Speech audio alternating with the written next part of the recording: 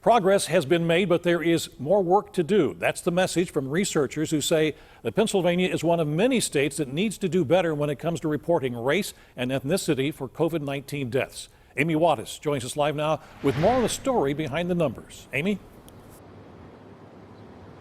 Well, Stacey, this new research looks back to April when the pandemic was still spreading nationwide. Now, 3 months later, a Pitt School of Medicine professor says our state has shown a huge improvement in both racial and ethnic reporting of COVID-19 deaths.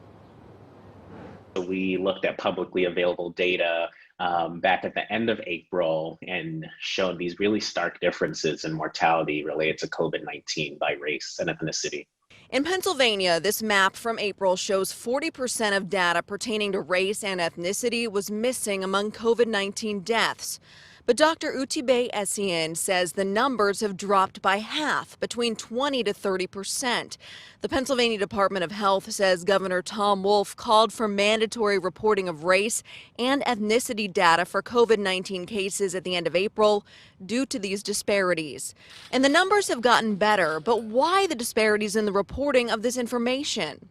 Patient rolls into the emergency department sick, needs to have a breathing tube put down their throat.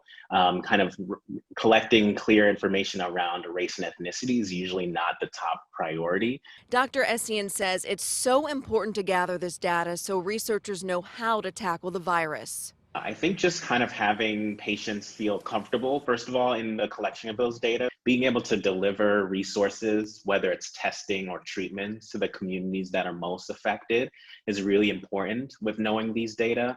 And also being able to help guide how we equitably distribute vaccination to these communities is going to be critical. Now, the state health department says in order to ensure that both race and ethnicity are continually being reported when it comes to COVID-19 deaths, it will continue to have conversations with both public health and laboratory staff. The health department says it's also conducting investigations and working with various partners to make sure that all of this information is continuing to be tracked. Reporting live outside of the Pitt School of Medicine in Oakland, Amy Wadas, KDKA News.